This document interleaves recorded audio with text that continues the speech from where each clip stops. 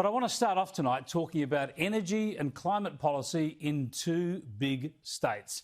Let's talk about Texas and Western Australia. Both huge states, both resources states, and both strangely intent on a green energy agenda. Now, Texas, as you know, is a rich oil and gas state. It's also rich in technology, industry and agriculture. As you know, also, it's on the southern border of the US, where this week global warming was the least of their problems because a big winter freeze has hit the whole of the American continent. Freezing temperatures and snow have blanketed parts of the south and the southwest. Right now, nearly 3/4 of the U.S. is covered in snow. That is a record. Millions have no electricity. At least 5 deaths have been reported in Houston.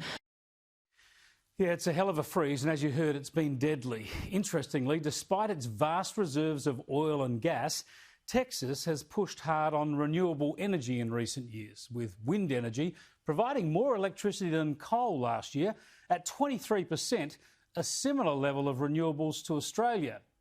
And in the cold snap, many wind turbines froze, cutting supplies and adding to an electricity crisis that is far from over just yet. People have been sitting in their cars with heaters on because there's been no power in their houses. The energy powerhouse of Texas is facing a dire energy shortage.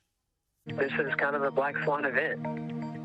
I've never seen all 254 counties of Texas be under a winter storm warning at the same time. What I'm hearing is that all of the critical circuits right now are taking up much power because, again, everybody is wanting heat right now.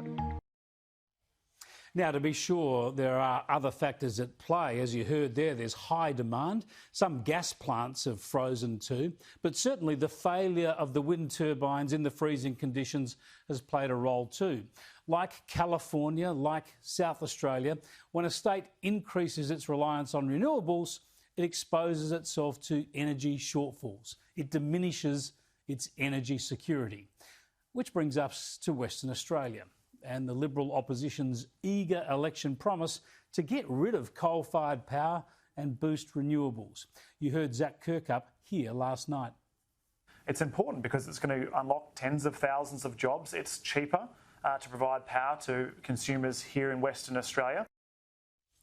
More energy, more jobs, lower prices and fewer emissions. If it sounds too good to be true, it usually is. The trouble is, everywhere they try this, it runs into strife. The jobs prove elusive, the energy proves unreliable. In Texas, people have died from the cold. California, as you know, has faced power shortages year after year. South Australia and Victoria have been pressed for their supplies. Will Western Australia be next?